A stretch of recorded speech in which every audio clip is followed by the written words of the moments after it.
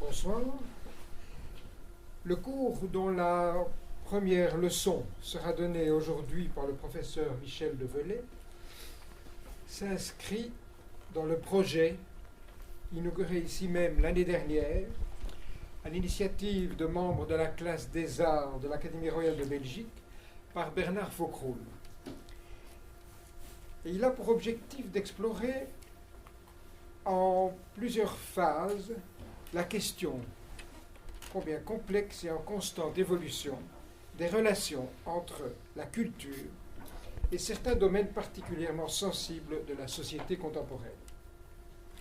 Les initiateurs de cet ambitieux projet sont des artistes. N'est-il pas légitime qu'ils figurent parmi les premiers à s'émouvoir du rapport de plus en plus problématique de la société à la culture? La société de masse, écrivait Hannah Arendt, ne veut pas la culture, mais les loisirs. Et les articles offerts par l'industrie des loisirs sont bel et bien consommés par la société comme tous les autres biens de consommation. Nous touchons ici évidemment à l'économique, au social et bien entendu au politique, mais pas seulement, car c'est de civilisation qu'il est question, et donc bien entendu de culture. Culture de masse, culture de loisirs, quelle est la part d'autonomie de l'humain en ce monde technologique? Nous savons que si la culture et l'art sont étroitement liés, ils ne sont en aucun cas la même chose. Distinguer l'une de l'autre n'est cependant pas aisé, tant leur interdépendance est étroite. La culture concerne les objets et est un phénomène du monde, écrivait toujours Hannah Arendt, avant d'ajouter le loisir concerne les gens et est un phénomène de la vie. Dans mon introduction à la leçon de Bernard Faucroul, j'avais souligné combien le terrain, désormais multiculturel, constitué de pratiques, convictions et de savoirs, autrefois étrangers les uns aux autres, mais désormais appelés à se reconnaître et à coopérer, est devenu mouvant. Comment promouvoir l'ouverture? Comment promouvoir le dialogue, la rencontre, en ce monde bruyant et agité, où la communication elle-même est devenue enjeu économique? Bernard Faucroul posait une question. Une politique culturelle démocratique peut-elle échapper au modèle de la consommation?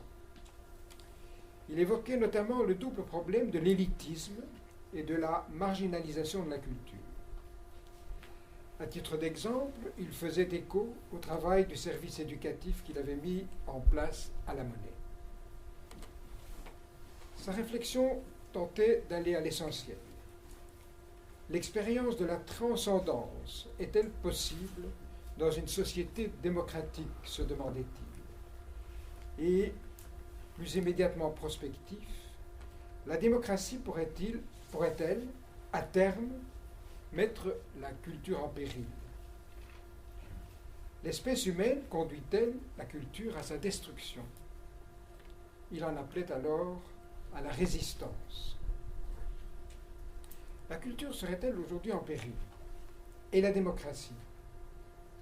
Dans mon introduction, j'avais osé cette question en suggérant que certains fondements de notre société sont peut-être de plus en plus exposés à de réels dangers de rejet et de raidissement. Y a-t-il des garde-fous?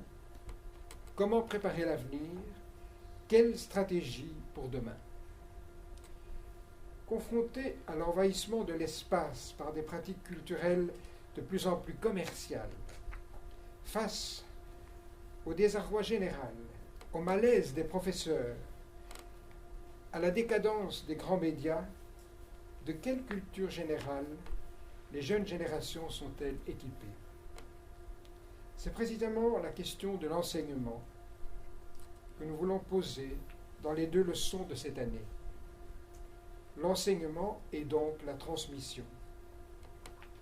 À l'issue de ces leçons, Bernard Foccroulle nous avait mis en rapport avec Sabine Deville, historienne, une de ses anciennes collaboratrices du service éducatif de la Monnaie, aujourd'hui vice-présidente de la SBL Culture et Démocratie, dont Bernard Foccroulle était un des fondateurs.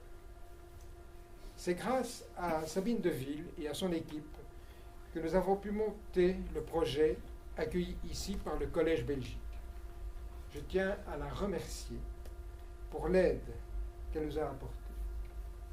C'est elle qui maintenant, après nous avoir dit comment, avec son association, elle réfléchit au problème de l'enseignement, c'est elle qui va vous présenter le professeur Michel Develay, que je salue au nom du Collège Belgique et à qui je dis toute notre reconnaissance.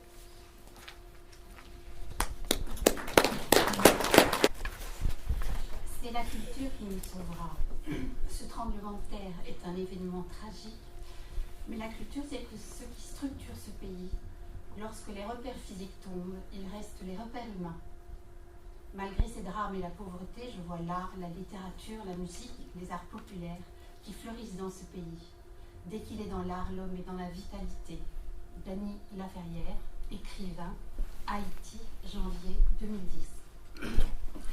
Je remercie le Collège Belgique et plus particulièrement Pierre Bartholomé et Jacques Leduc d'avoir invité Culture et Démocratie à coordonner, dans le prolongement de la leçon donnée l'année dernière par Bernard Foccroulle, 2 conférences regroupées sous le titre commun « La culture au cœur des défis contemporains, la question de l'enseignement ». Cette invitation témoigne de l'ouverture de l'Académie du Collège Belgique qui noue ainsi autour d'une problématique à nos yeux essentielle, les savoirs académiques et les savoirs élaborés dans la réflexion et l'action associative. Culture et démocratie mobilise en effet depuis plus de 15 ans les artistes, les intellectuels, les citoyens au sens le plus large du terme, autour d'une réflexion engagée et critique sur la culture, la démocratie et ce qui les lie. Nous défendons le principe d'une place centrale pour la culture et la création dans les politiques publiques et nous plaidons pour l'accès et la participation de tous aux différentes formes d'expression culturelle et artistique. Dans cette réflexion, les questions de l'éducation et de la formation nous mobilisent particulièrement. Dans la déclaration de Mexico sur les politiques culturelles datée 1982, l'UNESCO énonce que dans son sens le plus large, la culture peut être considérée aujourd'hui comme l'ensemble des traits distinctifs, spirituels et matériels, intellectuels et affectifs, qui caractérisent une société ou un groupe social. La culture donne à l'homme la capacité de réflexion sur lui-même. Elle fait de nous des êtres humains rationnels, critiques et éthiquement engagés. Par elle, nous discernons les valeurs et nous effectuons des choix. Par elle, l'homme s'exprime, recherche inlassablement de nouvelles significations et crée des œuvres qui le transcendent. La définition complète se termine ainsi. Chaque communauté, chaque personne a sa ou ses propres cultures. La culture est transversale par rapport aux différents domaines de la vie. Dans sa globalité, elle concerne aussi les modes de vie, les droits fondamentaux, les systèmes de valeurs, les traditions et les croyances. Je ferme les guillemets. C'est dans cette appréhension générale de la culture que nous situons notre action et notre réflexion. Héritage et invention, construction de soi, élaboration d'un rapport individuel et collectif au monde, diversité et métissage, partage de valeurs et de sens, vitalité. À toutes les échelles, les ébranlements contemporains nous somment d'interroger fondamentalement les modèles et les valeurs qui ont été jusqu'ici privilégiés. Individualisme, compétition, consumérisme, immédiateté. Ils sont d'évidence incapables de répondre de manière juste, sensée, démocratique aux questions du temps. Et la crise nous met ainsi au défi de repenser toute notre culture. L'enseignement n'échappe pas, évidemment, à ce questionnement radical, confronté lui aussi à les questions essentielles de légitimité et de transmission. Culture et démocratie travaillent sur la place de la culture dans l'enseignement depuis de nombreuses années. Un groupe de travail formé en son sein a publié plusieurs rapports sur la question et a organisé en novembre 2008 un colloque intitulé « La culture au cœur de l'enseignement, un défi démocratique ». Les actes de ce colloque sont encore disponibles. Et nous lançons dès ce mois de mars et jusqu'au début de l'année 2011 une série de 7 tables rondes qui exploreront la question sous l'intitulé « Un enseignement en culture, utopie ou réalité ?» point d'interrogation. Deux questions très liées nous occupent, celle d'un remaniement radical de la culture scolaire et celle de la présence structurelle ou non de la culture, des cultures et des arts dans l'enseignement. Rapportant la question de la culture à l'institution scolaire, Marcel Gauchet écrit qu'elle est ce qui permet à chacun de devenir homme et ce qui mérite d'être transmis dans les classes, d'être porté à la connaissance de tous. Le choix des contenus d'enseignement dit bien, en effet, quel projet notre société forme pour elle-même. Et l'enseignement obligatoire et l'enseignement supérieur pédagogique, pour ne citer que, privilégient aujourd'hui des savoirs spécialisés très peu reliés l'un à l'autre, légitimés à l'aune de leur efficience économique et le plus souvent coupés de leur socle anthropologique. D'autres savoirs jugés secondaires, voire inutiles, ce qui est plus grave, sont négligés ou maintenus dans les marges. C'est le cas des savoirs, des compétences et des pratiques artistiques et culturelles qui ont pour l'essentiel déserté l'enseignement. Culture et démocratie affirment que pour former des adultes plus créatifs, plus critiques et donc plus citoyens, et la société actuelle en a un urgent besoin, l'enseignement doit remettre la question de la culture, des cultures, des valeurs, donc du sens, au cœur de tous les savoirs. Il doit dans la foulée, et c'est urgent, rendre leur légitimité aux savoirs artistiques et culturels. Pour deux raisons au moins. Ils méritent autant que les autres d'être portés à la connaissance de tous. Et le champ artistique et culturel peut subvertir de manière féconde l'expérience scolaire dans ses objectifs, dans ses contenus et dans ses processus. Nous formulons généralement cela en 4 propositions. L'enseignement doit renouer avec la dimension anthropologique et culturelle de tous les savoirs scolaires. Il doit développer, en y incluant la dimension interculturelle, des savoirs et des compétences dans le champ de l'art et de la culture. Et l'éducation à l'image et au regard nous semble une urgence particulière. Il doit organiser très largement l'accès des jeunes aux productions artistiques et culturelles dans toutes leurs formes. Dernier point, l'école doit redevenir un lieu naturel de pratique artistique, individuelle et collective. Les 2 conférences de ce cycle creusent ces 4 propositions. La première, confiée aujourd'hui à Michel Develay, s'intitule « Que transmet-on quand on enseigne ?» La seconde sera donnée la semaine prochaine par le professeur François Host sous le titre « Quand l'enseignement ose la culture ». Michel Develay est professeur émérite des universités en sciences de l'éducation, Université Lumière Lyon 2, et il fut également directeur adjoint de l'IUFM de Lyon.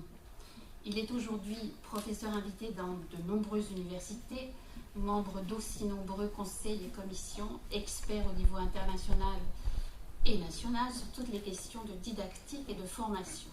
Il a beaucoup publié, ouvrages personnels, collectifs, articles dans des revues spécialisées, interventions innombrables dans les colloques. Il dirige aux éditions ESF la collection Pratiques et enjeux pédagogiques, dans laquelle il a notamment publié Savoir scolaire et didactique des disciplines, Donner du sens à l'école, et plus récemment avec Jacques Lévin, psychanalyste, pour une anthropologie des savoirs scolaires, de la désappartenance à la réappartenance. Son enseignement, ses recherches, ses publications creusent à tous les niveaux de la formation, celle des jeunes, celle des professionnels de l'éducation et même des adultes, la question de la didactique et du sens des savoirs, celle donc de la transmission. Il plaide, et je le cite, pour une interpellation permanente des savoirs enseignés par l'idée de culture. Je vous remercie vivement, cher Michel, d'avoir répondu à notre invitation. Je remercie aussi l'ambassade de France d'avoir facilité votre venue à Bruxelles et je vous cède sans plus attendre la parole.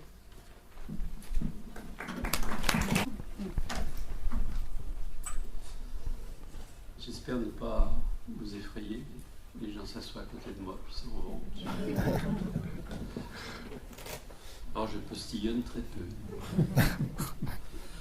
J'ai effectivement suggéré comme médiation de l'échange avec vous le titre « Savoir, culture et transmission ». Et je vais y aller moi aussi d'une citation à propos de la culture que j'emprunterai à Malraux. Elle est très simple. André Malraux dit « La culture, c'est ce qui fait de l'homme autre chose qu'un accident de l'univers ». C'est ce qui fait de l'homme autre chose qu'un accident de l'univers.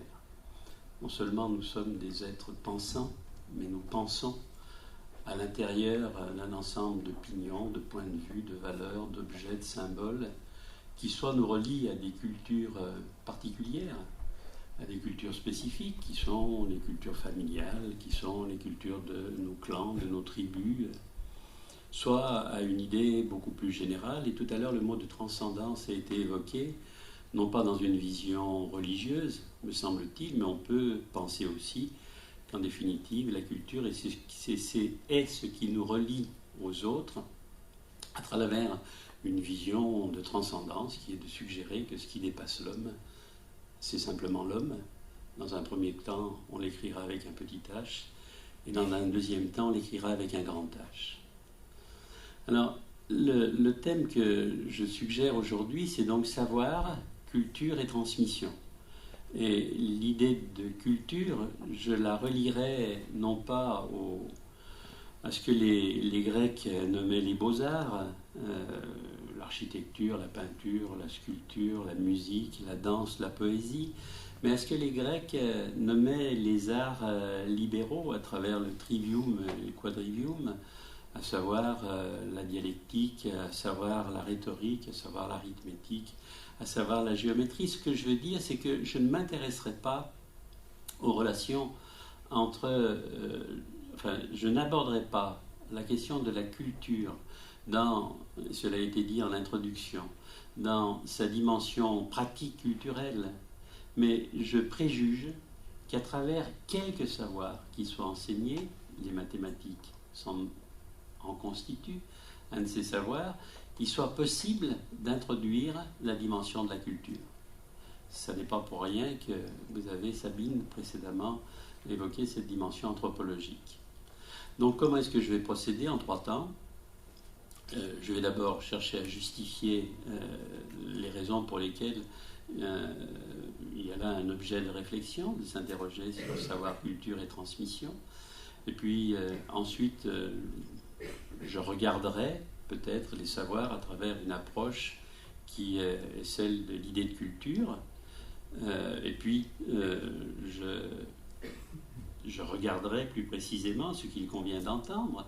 Qu'est-ce que ça veut dire que regarder un enseignement comme celui des mathématiques à travers une dimension qui est une dimension qui dépasse le cadre des mathématiques et qui s'appelle tout simplement culture? Qu'est-ce que ce serait qu'un enseignement qui ne soit pas un enseignement de mathématiques, mais un enseignement de culture mathématique?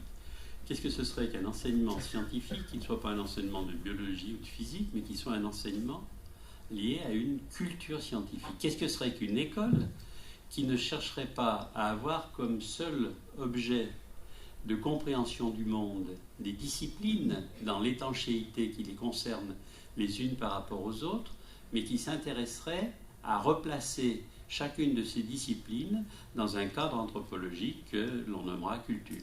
Donc savoir, culture, et évidemment, tout cela tient grâce à la question de la transmission. Alors commençons par justifier les raisons pour lesquelles, sans doute, il y a à s'interroger sur le triptyque savoir, culture et transmission. D'abord, s'interroger sur la question des savoirs, c'est d'une banalité extrême dans le pays voisin au vôtre, le pays voisin aux autres aussi. En France, les rapports sont excessivement nombreux. Je n'en citerai que 3. Un rapport en 1988, dit rapport Bourdieu-Gros, Pierre Bourdieu, sociologue, François Gros, biologiste, président de la République, qui pose la question: qu'est-ce qu'il faut enseigner à l'école? Un rapport en 88, un rapport en 96, rapport dit Fauroux, un rapport en 98 avec le couple Mérieux-Allègre, un rapport en 2004, la commission Tello. Bref, en France, en permanence, on s'interroge sur qu'est-ce qu'il faut enseigner, que doit-on transmettre en définitive. Cette question, elle est forte, elle est complètement légitime. Je veux dire que l'école, ça n'est que le lieu dans lequel, ou à travers lequel, ou par lequel, une génération transmet à la génération suivante l'héritage qu'elle pense que la génération suivante doit maîtriser. Que l'on s'interroge sur les savoirs, c'est une nécessité. C'est une nécessité parce que l'école n'est finalement qu'une vaste caisse de résonance de la société. Et quand une société est enrhumée, l'école tousse. Et quand la société va mal, on se dit, est-ce qu'on enseigne ce qu'il faut enseigner ou est-ce qu'il ne faudrait pas enseigner autre chose? Donc cette interrogation sur les savoirs est une interrogation perpétuelle, mais alors que très rarement, la question que je propose, c'est-à-dire d'interroger les savoirs par la dimension de la culture, est présente à travers les propositions qui sont faites. Et cette question est vitale pour la raison que je viens d'évoquer, qui est d'une évidence criarde, mais elle l'est tout autant aujourd'hui pour des raisons qui sont des raisons économiques. Je veux dire que dans une société, dans une économie de la connaissance, pour reprendre des termes qui sont largement utilisés, on sait bien que si hier le pouvoir était détenu par ceux qui possédaient la terre, s'il y a peu le pouvoir était détenu par ceux qui possédaient les moyens de production, le pouvoir est aujourd'hui détenu par ceux qui possèdent ce que d'aucuns appellent le capital, qui possèdent du capital humain, c'est-à-dire qu'en définitive, les sociétés, pense-t-on, ne pourront se prolonger qu'à la condition de créer du concept, qu'à la condition que la connaissance soit de plus en plus vive. Et donc cette question des savoirs est une question qui n'est pas simplement une question humaniste aujourd'hui. On ne se pose pas seulement la question de quel savoir enseigner pour chercher à relier les hommes les uns avec les autres, pour chercher à faire exister de la citoyenneté en acte à travers l'école. On se pose la question des savoirs parce que les savoirs semblent être le moteur de l'évolution des sociétés, semblent être le moteur même de l'évolution de l'économie. C'est pas pour rien qu'on parle de validation d'acquis d'expérience, que l'on parle de référentiel de compétences, que l'on parle, bref, d'une promotion des individus liée pas tant d'ailleurs à des diplômes qu'aux compétences qu'ils peuvent manifester au quotidien. On y reviendra. Alors, si cette question des savoirs me semble extrêmement présente, disons toujours en préambule, qu'il ne me semble pas que cette question soit prise à bras-le-corps. Et je viens d'évoquer un certain nombre de termes qui peuvent paraître paradoxaux par rapport à l'idée de savoir. Je veux dire que nous sommes dans des sociétés qui développent l'idée que l'on puisse... Alors, si j'étais provocateur, je dirais faire l'impasse sur les savoirs, mais je ne le suis pas, donc je ne le dirai pas, même si je le suggère, à travers l'idée de compétence. Aujourd'hui, l'école et la formation bruissent, et l'école et la formation bruissent de l'idée de compétence. Or, s'il est une notion qui gomme de manière implicite et pas explicite l'idée de savoir, c'est bien l'idée de compétence, laquelle est très largement présente aujourd'hui dans tous les systèmes de formation. On pourrait parler de bilan de compétences, de validation d'acquis d'expérience et de référentiel de compétences. Bref, c'est étonnant de voir comment l'idée de savoir est une idée fondamentale et comment cette idée de savoir aujourd'hui s'estompe, s'effiloche, sinon disparaît à travers ce qui se substitue à elle, qui est l'idée de compétence. Alors, toujours pour justifier une interrogation sur les savoirs scolaires, qui sont le fondement même de l'école,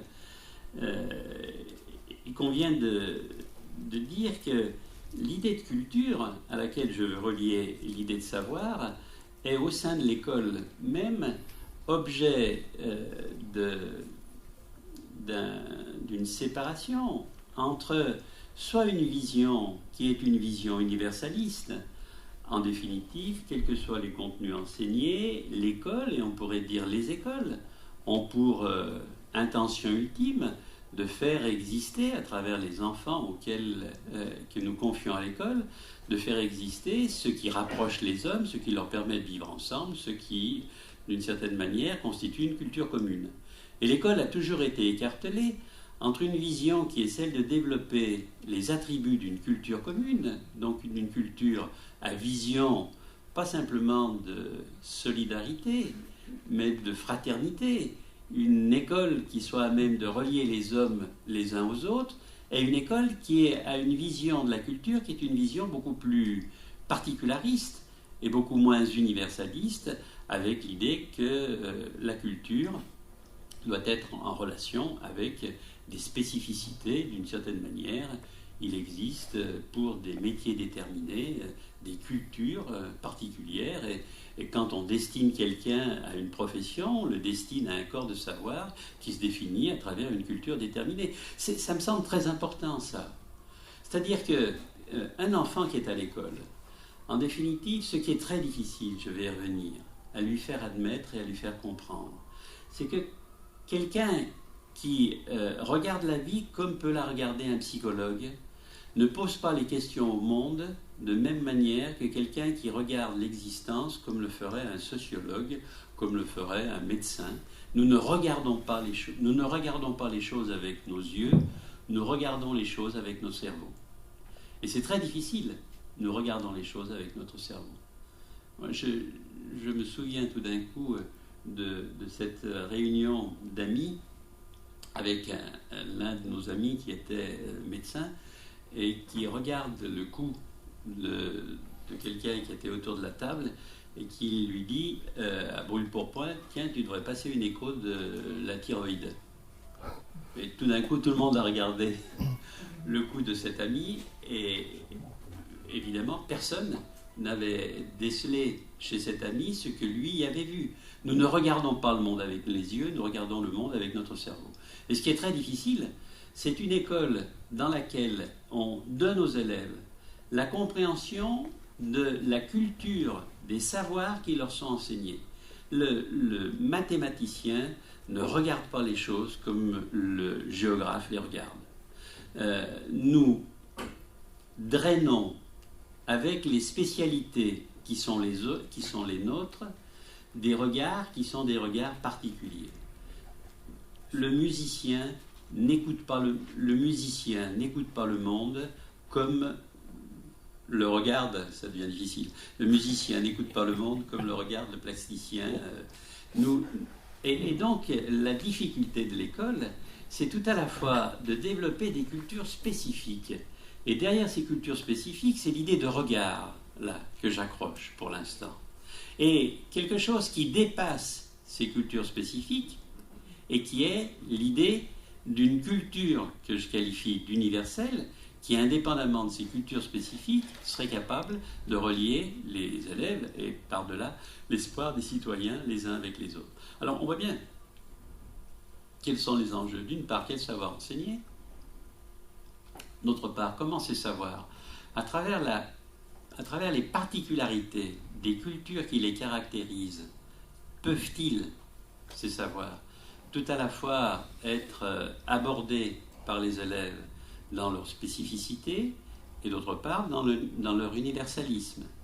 Et puis, troisième question qui me semble posée, tout ça, ça tient debout, à condition que vous précisiez quelles sont les voies ou les courroies de la transmission qui est possible à l'école. Alors avançons. Donc j'ai maintenant 3 objets que je vais regarder séparément et qu'il me faudra relier. Le premier objet, ce sont les savoirs scolaires.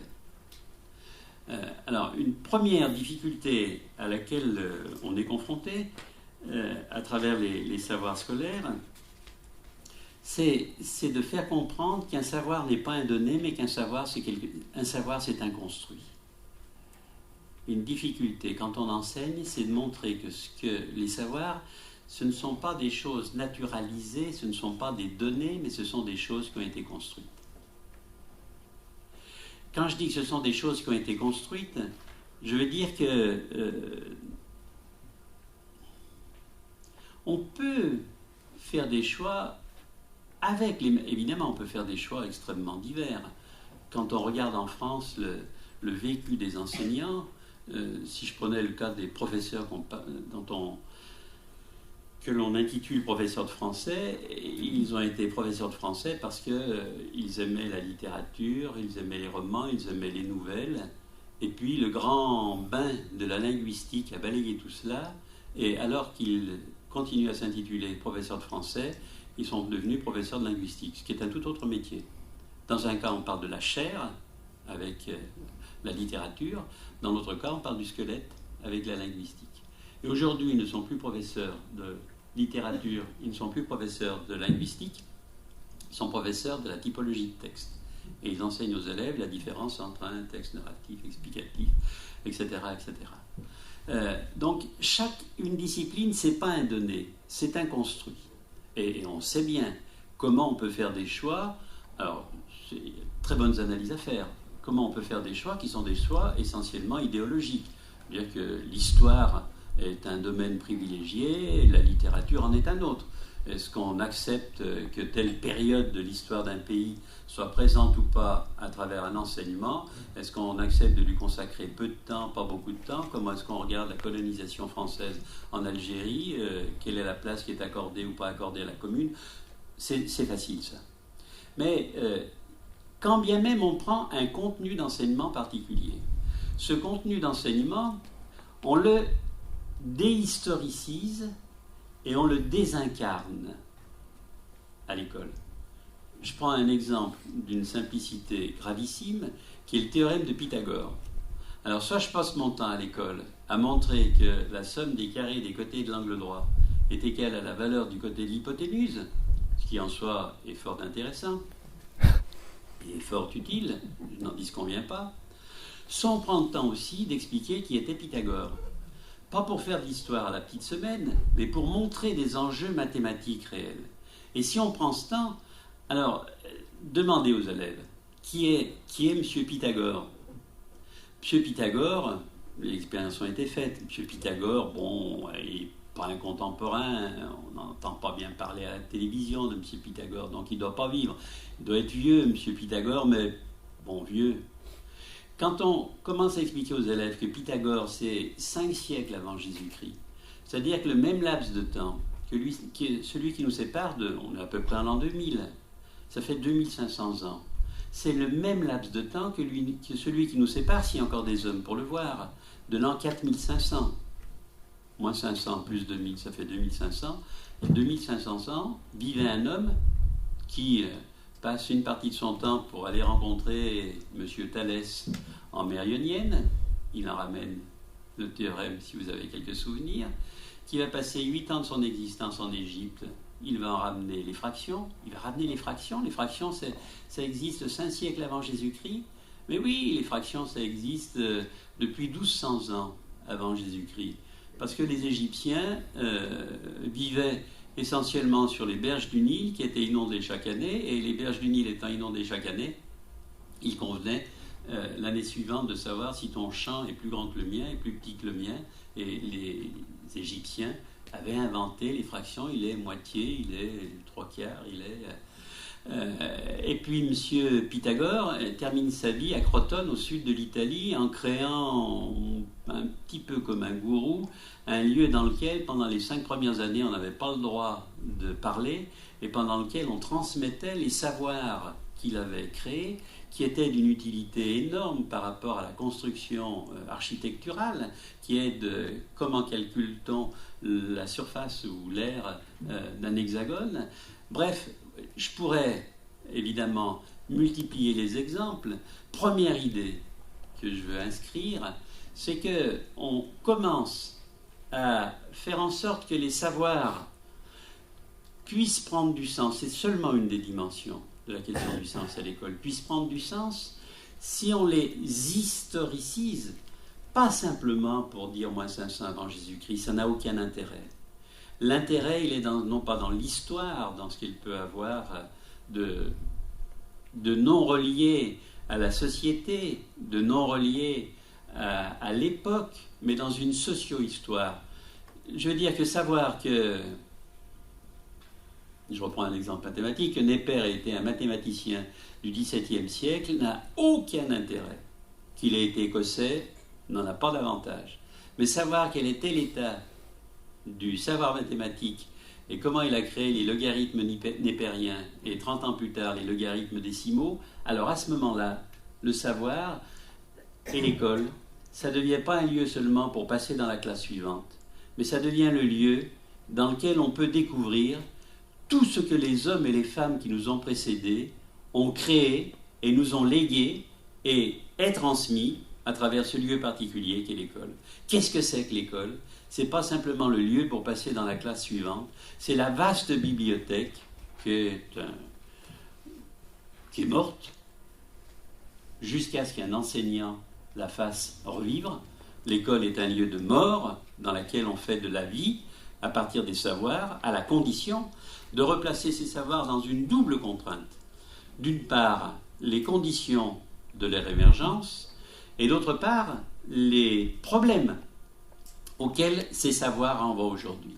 Parce que les savoirs aussi ne sont pas que des notions, ne sont pas que des faits, des notions, des lois, des théories, des méthodes, des techniques. Les savoirs sont des faits, des notions, des lois, des théories, des techniques qui sont utilisées et qui, de par leur utilisation, posent un certain nombre de problèmes. Je veux dire que c'est intéressant en biologie, en classe terminale, de chercher à faire comprendre aux élèves la régulation de la biosynthèse des protéines pour comprendre ce qui est du vivant et de son fonctionnement au niveau cellulaire.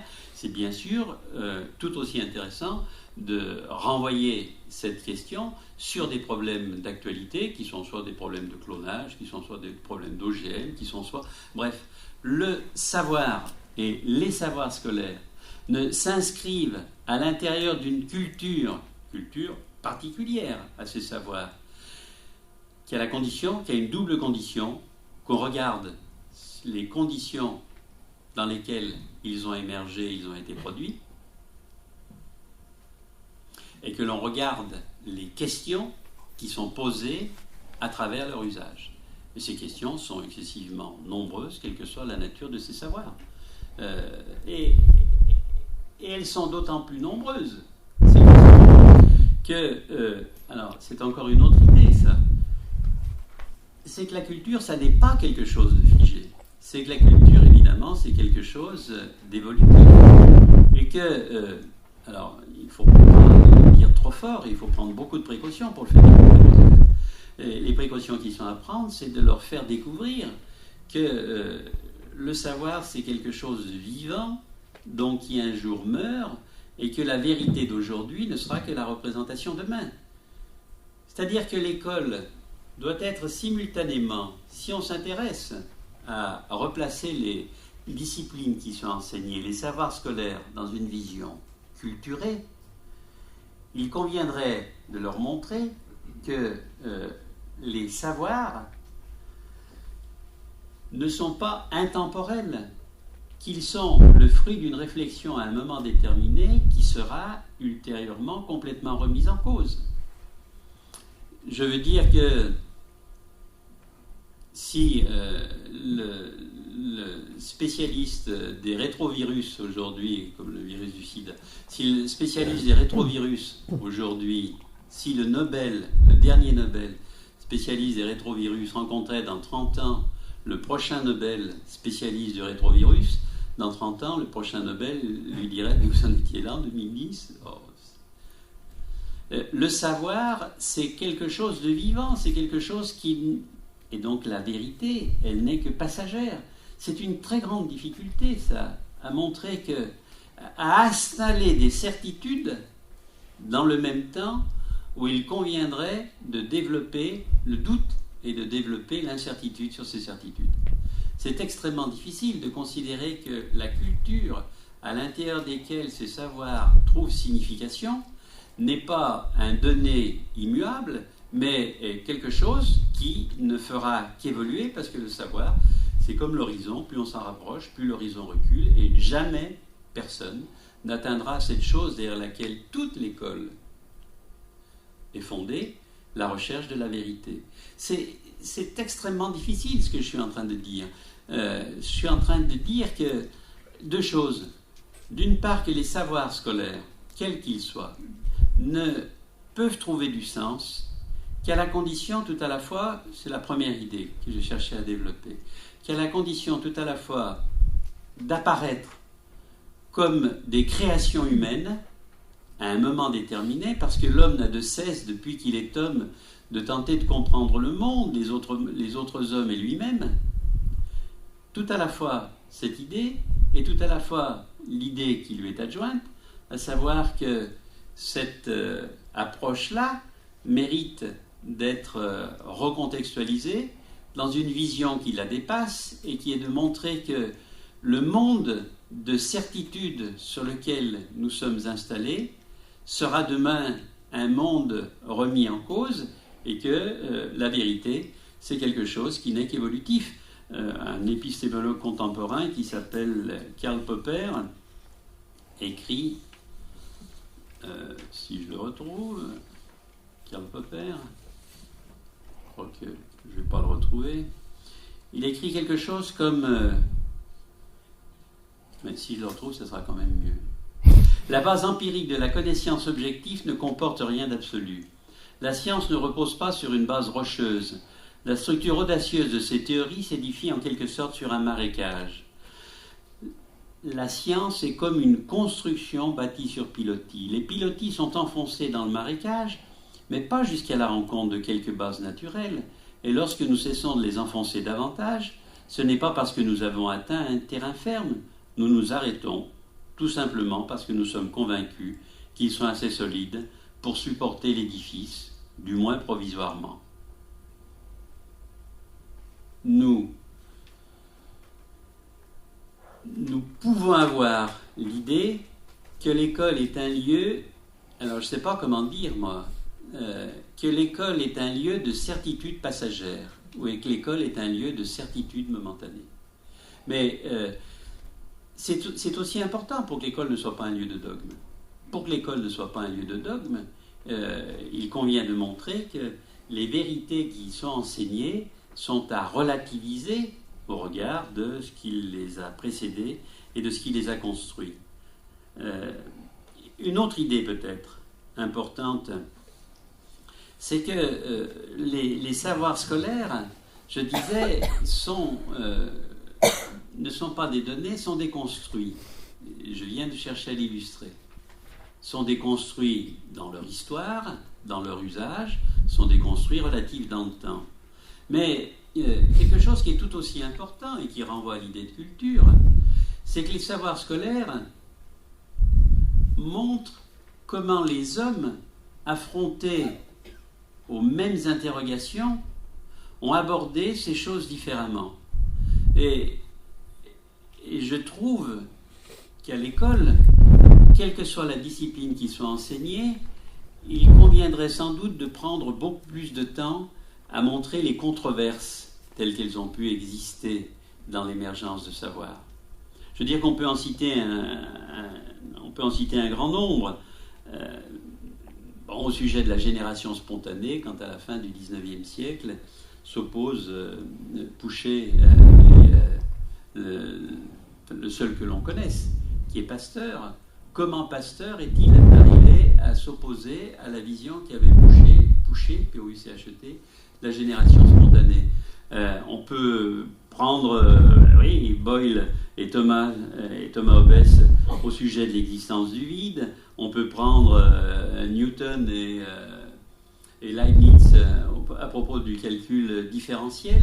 C'est encore une idée importante, celle-ci. Pas simplement de montrer que le savoir est lié à un personnage particulier dans l'histoire qui s'est affronté à des questions nouvelles ou qui a regardé différemment des questions anciennes, mais qu'en même temps, d'autres personnages s'affrontaient aux mêmes questions, les regardaient différemment, et que l'école est un lieu dans lequel on peut montrer ce qu'est une culture en acte, parce qu'une culture en acte, ça ne relève d'un consensus, quand il existe, que momentané, et lequel consensus est d'abord construit à partir des divergences, à partir des différences, à partir d'approches qui sont parfois très conflictuelles les unes par rapport aux autres. Alors, c'était la première idée que je souhaitais développer à propos des savoirs, c'est que les savoirs sont à l'école, oui, je l'ai dit comme ça tout à l'heure, je peux le reprendre, sont des êtres, au plan philosophique du terme, sont des êtres vivants. Et l'école est un lieu de mort, je disais, je crois, dans laquelle on fait revivre ces savoirs à une condition, c'est de montrer comment ils sont le fruit d'une production humaine, et davantage encore peut-être de montrer comment ils posent des questions qui sont loin d'être des questions entièrement résolues, et ce, quel que soit le domaine particulier. tout d'un coup me vient, j'associe, j'espère ne pas faire trop de parenthèses, j'associe avec deux classes. Une classe d'enfants de 8-9 ans. Et j'étais dans cette classe avec Jacques Lévin, que vous citiez tout à l'heure, Sabine. Cet ami qui est décédé l'an dernier était psychanalyste, et il ne regardait pas du tout ce que je regardais. Ce jour-là, dans cette classe, avec des enfants de 8 à 9 ans, il y avait le maître au tableau faisait ajouter des nombres décimaux. Et c'était parfait. Les enfants ajoutaient des 3,4 plus des 2,3 plus des 1,6 et ça tombait bien. Les virgules étaient sous les virgules, les parties entières sous les parties entières, les parties décimales sous les parties décimales. Et je dis aux enfants, vous en avez déjà vu des nombres décimaux? Quelle question je leur posais là? Les nombres décimaux, c'est un truc pour l'école, ça. C'est un truc pour l'école. Et je leur dis, je vais vous en montrer. Pour ceux qui n'en ont pas vu, je vais vous en montrer. Et je leur dis, voyez, j'ai deux tartes. Vous voyez la première? Vous la voyez bien. La deuxième, elle est comme la première. C'est deux mêmes tartes. Si je croque un bout de la deuxième tarte, est-ce que j'ai encore deux tartes? Ben oui, monsieur, tu as deux tartes, mais c'est pas deux tartes comme avant. Tu as deux tartes, mais moins de deux tartes. De proche en proche, comment est-ce qu'on va pouvoir dire, parce que si je donne un grand coup de dent ou un petit coup de dent, comment est-ce que je vais pouvoir dire que j'ai pas deux tartes et j'ai plus d'une tarte? On est bien d'accord. Numération décimale, on arrive, vous l'avez deviné, au 1,1, 1,2. Et on dessine, à ce moment-là, ce que ce serait que 1,2 tartes, et puis 1,6 tartes. Bon, ça semble acquis. Et alors, j'ai 1,6 tartes. D'accord? Je croque un bout sur mon 1,6 tartes, mais regarde ce que je croque là. Tu vois? Ah bah oui, monsieur, t'as croqué. Mais alors, j'ai encore 1,5 tartes, mais j'ai plus 1,6 tartes. Alors qu'est-ce que ça veut dire? Et comment est-ce qu'on va pouvoir dire qu'entre 1,5 et 1,6, il existe quelque chose? On n'est pas allé plus loin. Mais ce jour-là, je crois qu'avec ces enfants, j'aurais pu leur montrer ce qu'ils découvriront l'année avant de passer le baccalauréat en France, ce que c'est que la limite d'une fonction. Comment on peut tendre vers quelque chose, mais sans jamais atteindre ce quelque chose. C'est ça l'idée de culture. L'idée de culture, c'est que le savoir a un sens, pas simplement parce qu'on en parle, mais parce qu'on parvient à prendre le temps d'expliquer comment ce savoir s'inscrit dans une réflexion beaucoup plus large. Classe, là, cette fois-ci, une de mes étudiantes qui a soutenu sa thèse sur l'objectivité dans le cadre de l'enseignement des mathématiques au niveau du collège. Et j'allais à peu près tous les mois dans sa classe. Et ce jour-là, elle, comme chaque fois que j'y allais, elle demande aux élèves, depuis la dernière fois où Michel Develay est venu, qu'est-ce qu'il y a que vous aimeriez qu'on discute? Parce que quand j'y allais, on discutait un peu par rapport au programme. Et un élève dit, moi, madame, il y a une chose que je ne comprends pas, et cependant, ce n'est pas la première fois qu'on me l'explique, c'est quand vous nous avez dit qu'une droite, c'est un ensemble de points. Et pourquoi tu ne comprends pas? Parce qu'une droite, madame, ça ne peut pas être un ensemble de points. Et pourquoi ça ne peut pas être un ensemble de points? Eh bien parce que faut que j'aille vous le dessiner. Allez, va dessiner. Et l'élève dessine des points, des cercles, les uns à côté des autres. Et pourquoi une droite, ça ne peut pas, comme un collier. Et pourquoi une droite, ça ne peut pas être un ensemble de points? Ben, si c'était un ensemble de points, il faudrait qu'il y ait du vide entre les points.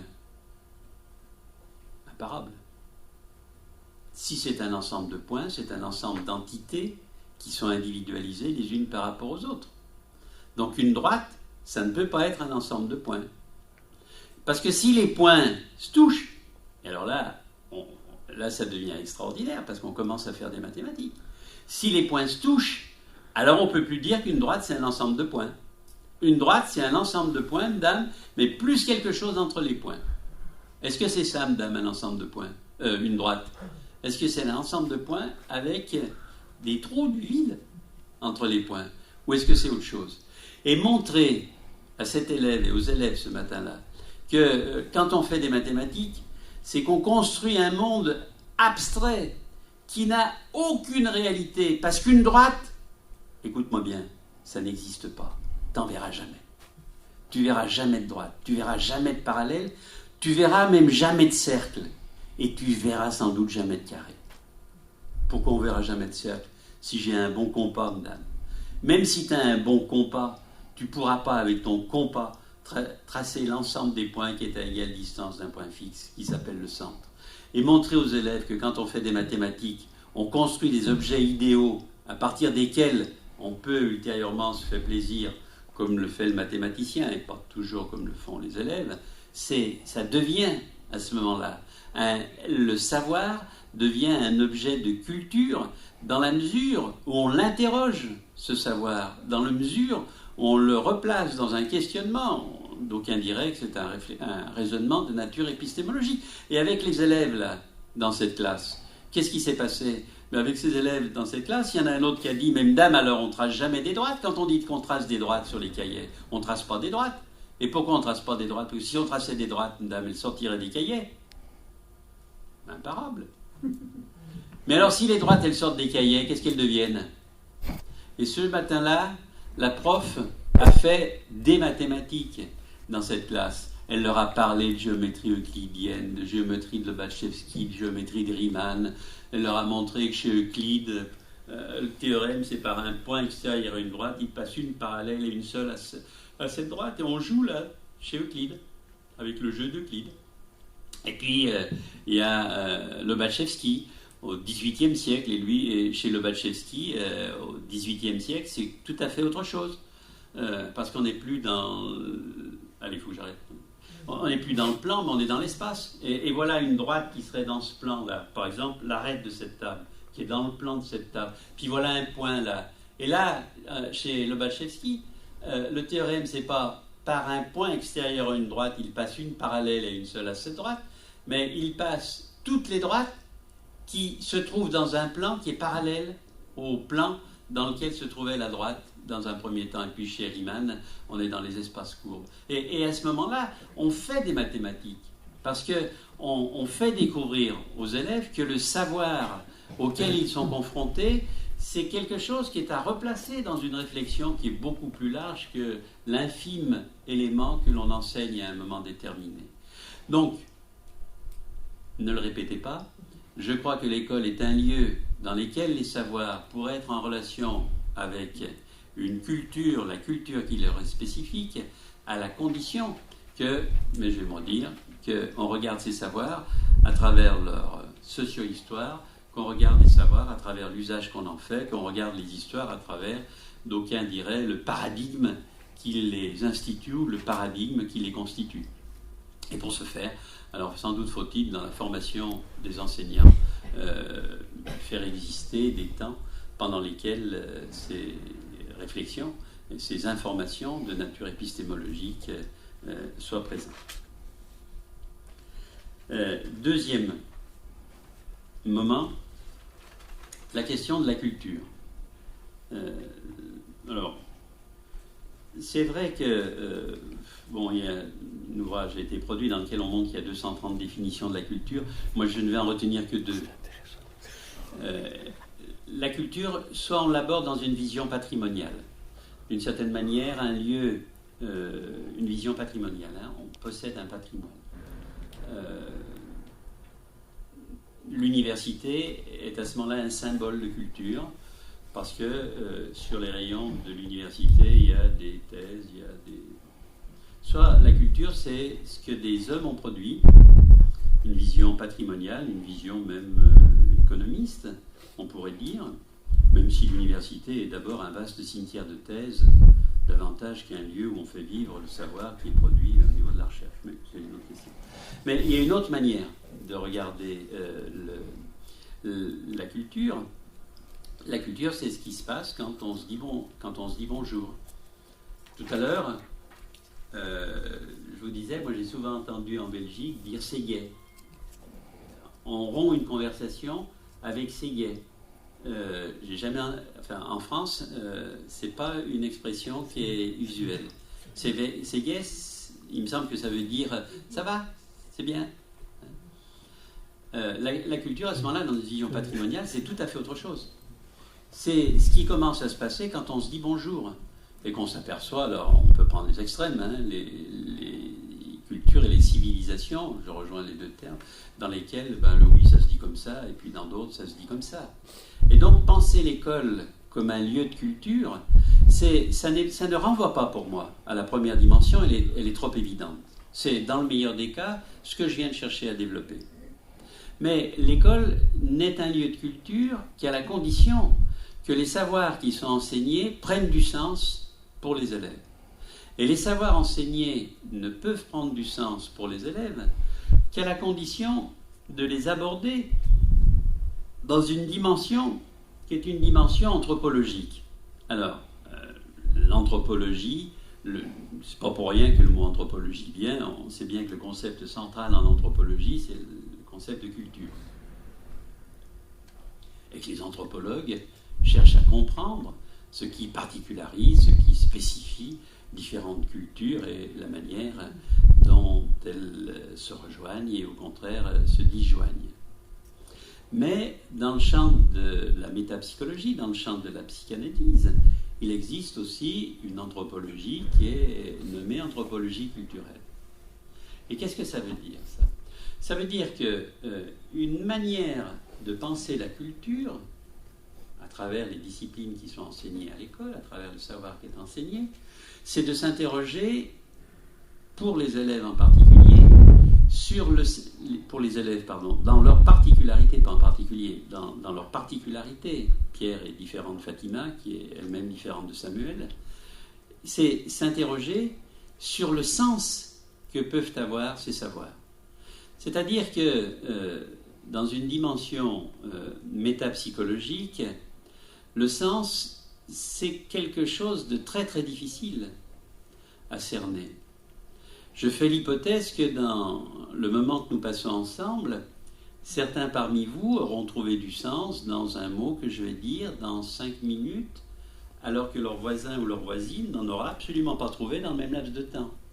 Et inversement, que leur voisin ou leur voisine n'aura trouvé du sens dans un moment où vous n'en aurez pas trouvé. Le sens, c'est pas quelque chose qui est pérenne. Le sens, c'est quelque chose qui est volatile. Et alors, c'est quoi ? Quand est-ce que je trouve du sens et quand est-ce qu'un élève peut trouver du sens à travers ce qui lui est enseigné ? C'est quand, à un moment, il y a quelque chose qui est de l'ordre d'un phénomène d'écho qui se passe. C'est-à-dire que, tout d'un coup, j'avais jamais pensé à ça, ou j'y avais peut-être pensé, mais la manière dont cette chose est abordée fait qu'elle rejoint les soubassements d'un psychisme, qu'elle rejoint des questions qui sont d'une toute autre nature que l'enseignement que je dispense au moment où je l'enseigne. Pourquoi est-ce que les mathématiques trouvent du sens pour certains élèves et ne trouvent pas de sens pour d'autres élèves ? Et je dis les mathématiques, évidemment, je pourrais dire la géographie, je pourrais dire l'éducation physique, je pourrais dire la musique, ou je pourrais dire quelques savoirs qui sont enseignés. Pourquoi, à un certain moment, cela a du sens, et pourquoi, à d'autres moments, cela n'a pas de sens ?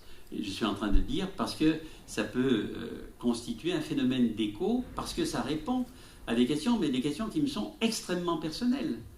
Des questions que mon voisin ou ma voisine ne se posent pas au moment où je me les pose. Et il me semble que c'est une interrogation fondamentale que de penser que... c'est pas une interrogation, pardon.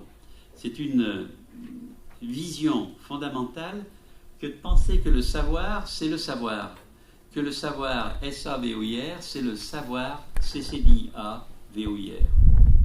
Qu'est-ce qu'il est en train de dire ?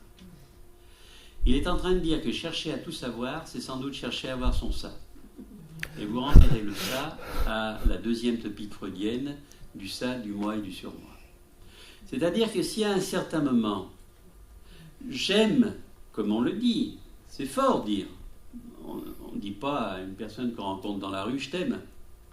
Dire pour un élève, j'aime ou j'aime pas les mathématiques, ça renvoie à des choses extrêmement fortes qui sont en relation avec le psychisme de celui qui prononce ces mots. Et pourquoi sont-elles en relation avec le psychisme de celui qui prononce ces mots? Alors là, évidemment, le mystère est complet. Le mystère est complet parce que cela renvoie évidemment à l'histoire de l'individu, cela renvoie à ses désirs, cela renvoie à ses pulsions, cela renvoie à son ça. Et je pense d'ailleurs que la grande question qu'elles sont confrontées, les formateurs, c'est qui veulent tout savoir. Moi, j'observe des formateurs qui,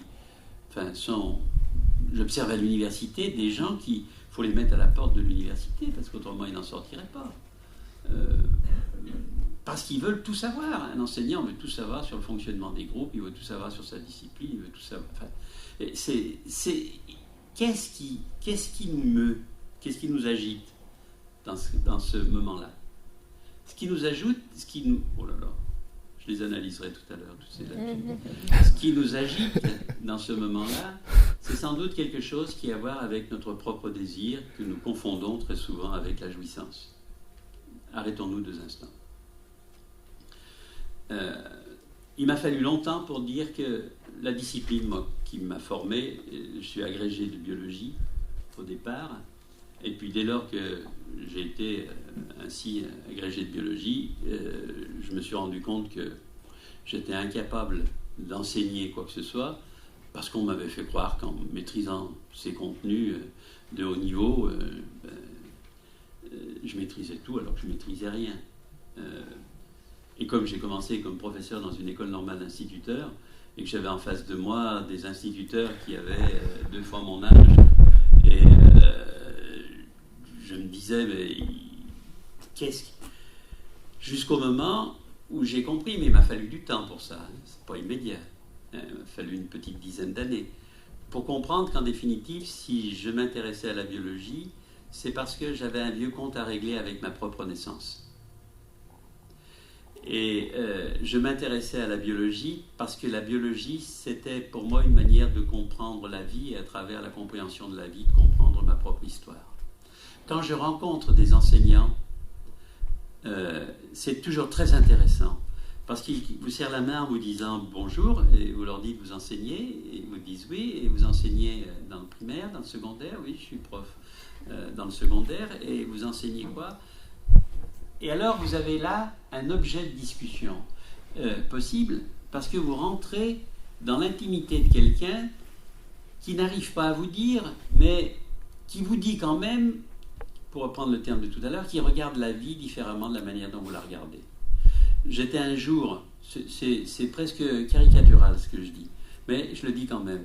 J'étais un jour invité à Lausanne, au Polytechnicum de Lausanne, qui est à l'entrée de cette grande ville, qui est un établissement prestigieux, par des professeurs d'éducation physique qui voulaient s'interroger sur la matrice de leur discipline. Et ça ressemble à un parking de supermarché, le lieu. J'étais arrivé en avance, le parking était vide, mais dans un coin, il y avait des camping-cars. Je me suis dit, ils sont là, les profs de gym, mais c'est par cette entrée qu'il faut que rentre dans le Polytechnicum et pas par une autre entrée. Alors je ne suis pas en train de dire que les profs de gym ont tous des camping-cars, mais ce que je suggère, c'est que les professeurs d'éducation physique et sportive sont des enseignants qui vivent avec la nature un autre rapport que l'enseignant de physique ou l'enseignant de musique ou l'enseignant d'art plastique. Quand je caricature un peu, mais à peine. En définitive, le rapport au savoir que nous vivons, j'y viens, le rapport au savoir que nous vivons n'est pas un rapport de superficialité, mais c'est un rapport de profondeur. Et il convient, sans doute, d'interroger les raisons pour lesquelles un enseignant, il convient qu'un enseignant prenne le temps de faire un détour pour tenter de comprendre pourquoi il est devenu enseignant d'une discipline et pas d'une autre discipline.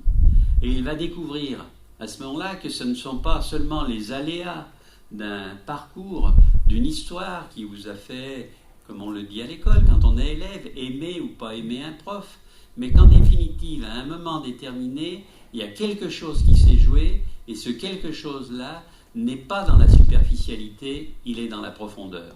Alors, pas de psychologie de bas étage. Ces choses-là sont très individuelles dans un livre qui n'a pas de succès librairie, mais qui est éminemment intéressant, et puis maintenant qui est un vieux livre qu'on ne trouve plus, qui a pour titre « Le français, les maths, les langues, à quoi ça me sert ?» et le « me » dans le titre est écrit en gros. Ce livre a été écrit par quelqu'un qui était professeur de psychologie clinique à Reims, qui était au départ d'ailleurs un maître de conférence en mathématiques, Jacques Nimier, le neveu du Roger Nimier, que vous connaissez peut-être comme littérateur. Jacques Nimier fait parler des professeurs de mathématiques sur leur passé. Pourquoi finalement ils sont devenus ou elles sont devenues professeurs de mathématiques. Et il est dans le livre une dame qui lui explique qu'elle est devenue professeure de mathématiques parce que quand elle était petite, la dame a 45 ans, elle lui dit quand j'avais 8 ou 10 ans, avec une feuille de papier, un crayon et des nombres, j'aimais jouer. Elle lui dit même qu'elle avait découvert à 8-10 ans quelle était la valeur de la somme des n premiers nombres. La valeur de la somme des n premiers nombres qu'elle avait découvert, que 1 plus 15 ça faisait 16, que 2 plus 14 ça faisait 16, que 3 plus 13, que 2 plus... Enfin, vous avez compris. Et alors c'est très intéressant parce que cette dame, quand elle parle de son enseignement aujourd'hui, ce sur quoi elle met l'accent, c'est sur le rapport ludique qu'elle fait exister dans le cadre de l'enseignement des mathématiques.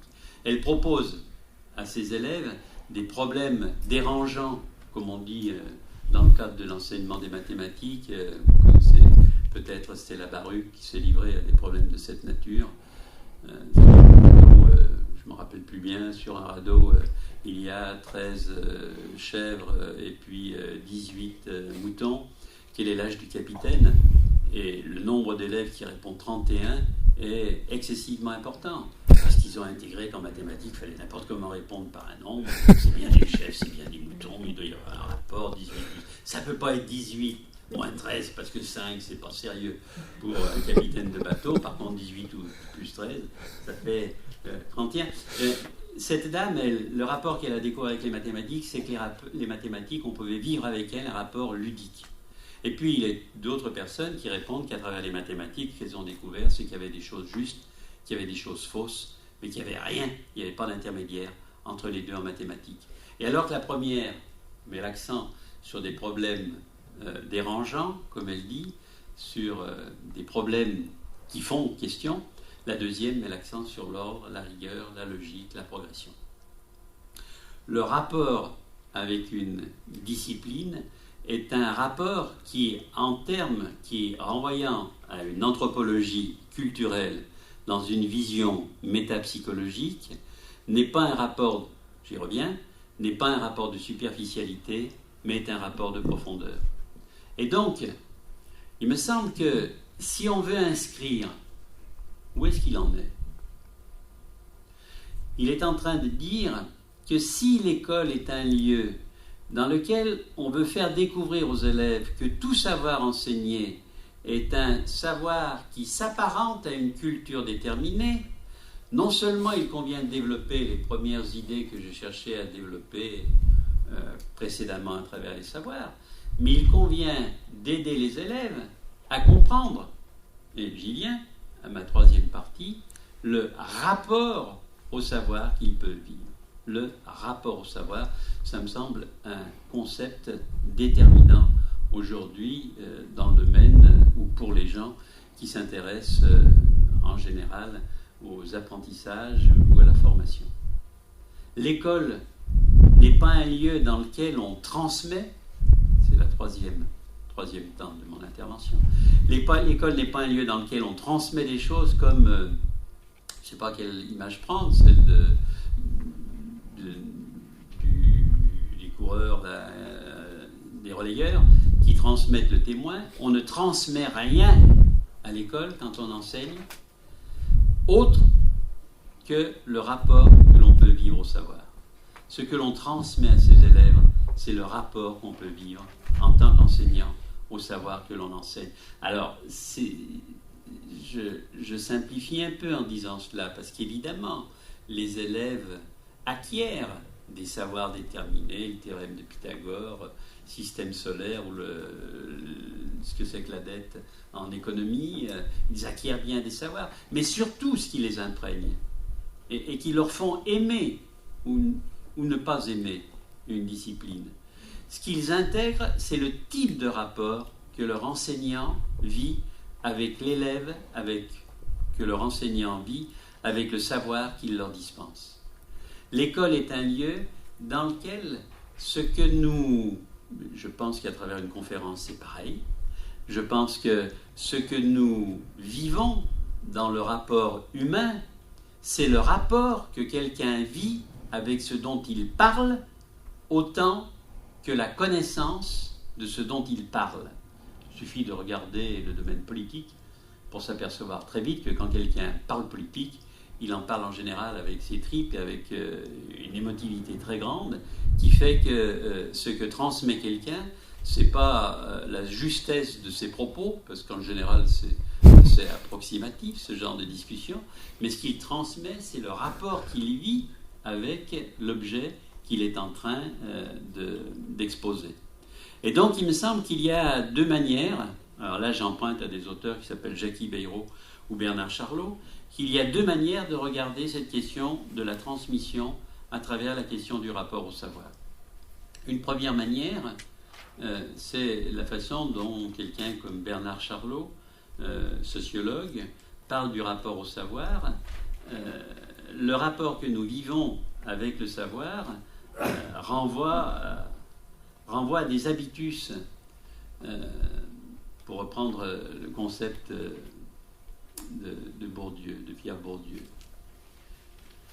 C'est-à-dire que quand on est fils d'ouvrier, il est très difficile d'espérer être architecte ou de viser comme espoir ultime de l'école de devenir médecin.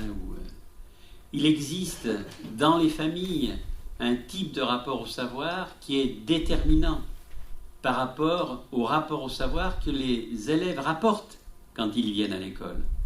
Alors, pas d'ultradéterminisme, on trouvera toujours des exemples qui viennent contredire ce que je suis en train de dire à l'instant.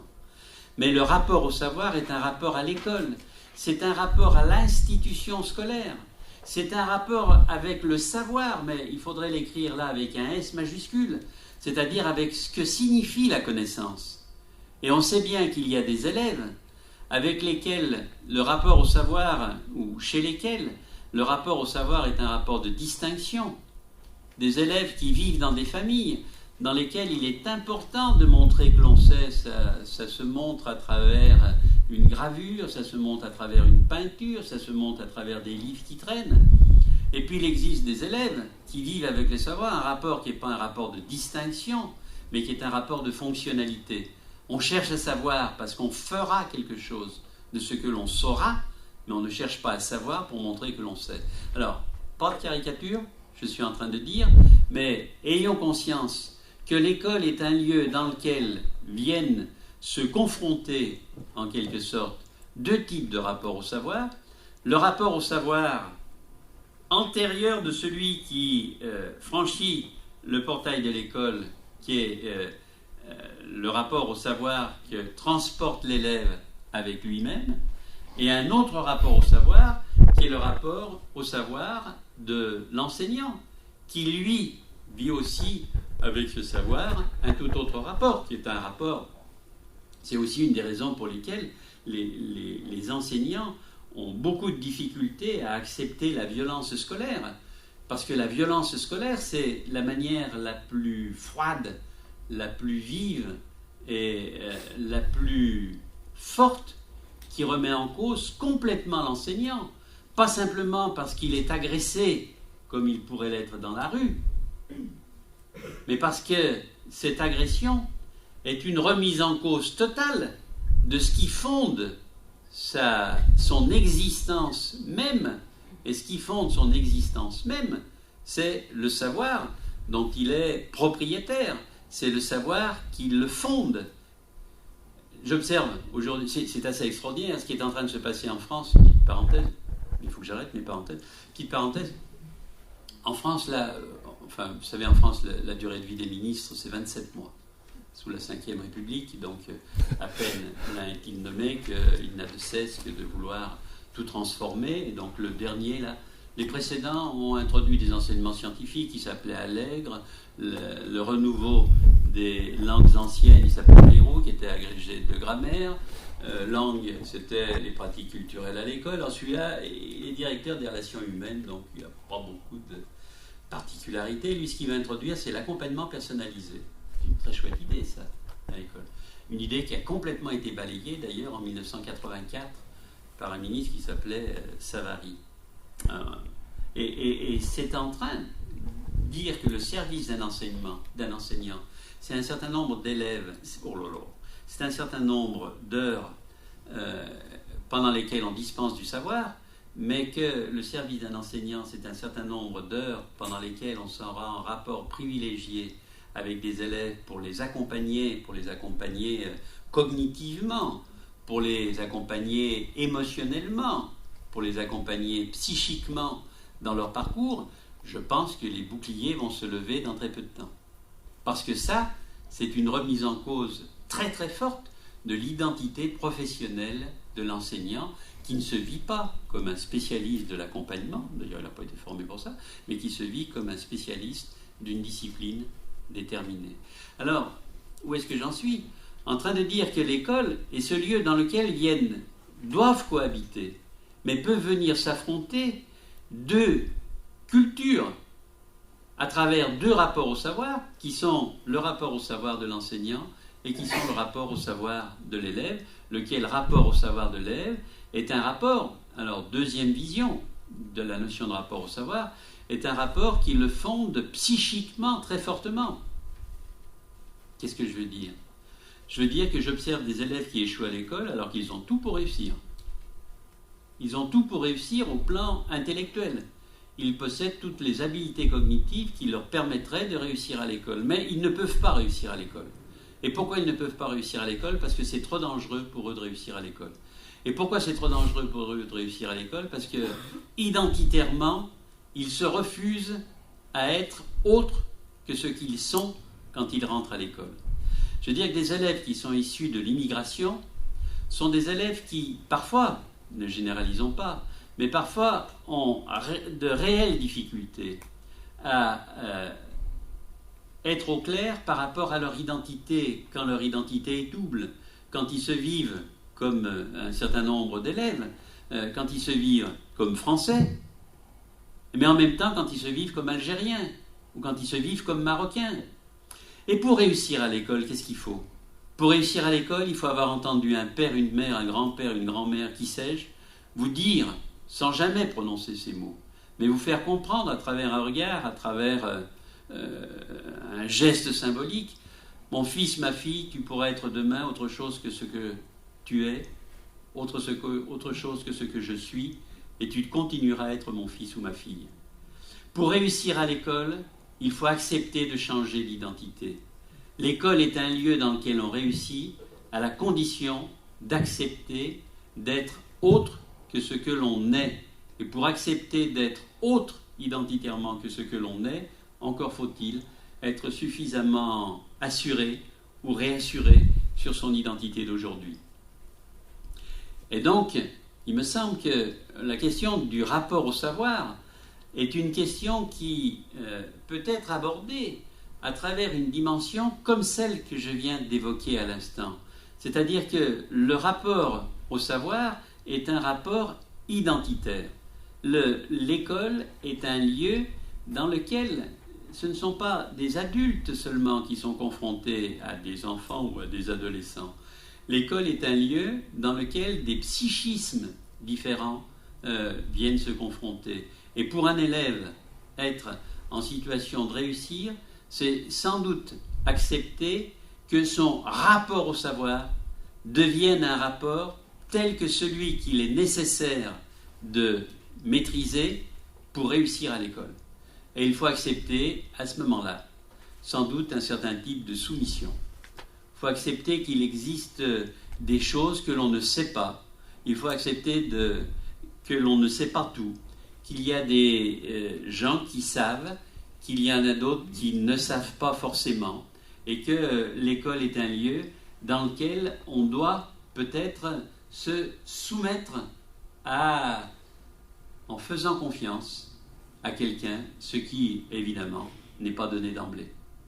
Alors, vous comprenez pourquoi la question de la transmission, pour moi, renvoie à cette question du rapport au savoir, et du rapport au savoir dans cette double dimension de confrontation entre, on va dire, l'élève et le maître, de confrontation tout à la fois de psychés différentes et de confrontation de patrimoine, d'histoire culturelle différente. Alors, on m'avait dit qu'il fallait que je termine à la demi, donc je vais y arriver. L'école est... Oui, parce qu'il faut qu'on parte impérativement de ce lieu à 19h. Je ne sais pas si ça a été rappelé tout à l'heure. Comment faire le lien entre savoir, culture, transmission, et ce qui, sans doute, est une idée fondamentalement importante aujourd'hui pour les raisons que vous avez exposées en introduction, pour les raisons sur lesquelles vous êtes revenus ensuite, de nos démocraties vacillantes, parce que je crois que ce qui fonde une démocratie, j'emprunte à Paul Ricoeur, ce qui fonde une démocratie, c'est l'amour de la raison. Alors ça, c'est la vieille distinction, évidemment, entre la Sophia et la Doxa. À l'école, on n'enseigne pas la numérologie, mais on enseigne la numération. On n'enseigne pas l'astrologie, mais on enseigne l'astronomie. Avec ce que je disais tout à l'heure, de cette vérité qui n'est pas intemporelle, mais qui est mouvante. La démocratie se caractérise par la recherche de la raison, et quand on voit un certain nombre d'hommes politiques, je n'en nommerai aucun, mais j'ai présent à l'esprit un homme politique français particulièrement agité, qui ne fonctionne que sur l'émotion. Comment est-ce qu'il est possible de faire accéder à la raison quand soi-même on ne cherche à fonctionner que sur le registre de la passion ou de l'émotion? La démocratie se caractérise par la raison, elle se caractérise par la liberté de penser, la liberté de confronter les idées, la liberté du débat, la liberté de l'argumentation. On ne peut pas construire du savoir dans une société totalitaire, parce que le savoir ne se construit que dans le débat et dans l'argumentation, laquelle l'argumentation est en relation avec la raison. Et ce qui caractérise une démocratie, c'est aussi l'histoire, c'est aussi la capacité à comprendre que ce que l'homme a devant lui, pour reprendre Oscar Wilde, c'est son passé. Ce que nous avons devant nous, c'est ce qui nous a fait. Et la démocratie n'est pas seulement un lieu dans lequel on vote souvent avec des conditions de vote qui soient le plus juste socialement possible, mais la démocratie, c'est la capacité à exister ensemble en valorisant ce qui est la raison, ce qui est la liberté et ce qui est la mémoire à travers l'histoire. Alors, je terminerai en empruntant encore à Paul Ricoeur, qui dit quelque chose comme, je ne vais pas le rechercher, qui dit quelque chose comme, puis ici ça me gêne de ne pas le rechercher parce qu'il parle bien mieux que moi.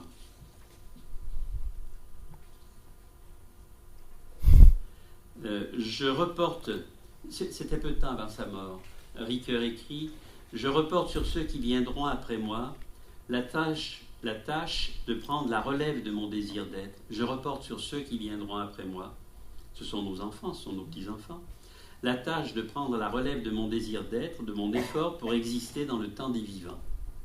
Et j'oserais peut-être reprendre cette idée que ce que nous portons, en définitive, ça n'est pas un poids, ça n'est pas un fardeau, mais c'est une dette que nous devons à ceux qui nous ont précédés et qu'il nous faut évidemment transmettre indéfiniment vers l'avenir, et je m'autorise ce prolongement à travers ce désir d'être que l'on hérite de ses prédécesseurs et que l'on veut transmettre à ses successeurs, signifie que le monde que nous avons en partage repose sur une communauté de temps et pas simplement d'espace. Nous sommes les contemporains de ceux qui nous ont précédés et avec lesquels nous entretenons un dialogue toujours vivant, mais aussi de ceux qui viendront après nous, à condition de ne pas attendre d'eux qu'ils nous reproduisent et nous répètent. Nous ne portons pas la dette comme un poids, mais comme une tâche à relancer indéfiniment vers l'avenir. Je vous remercie.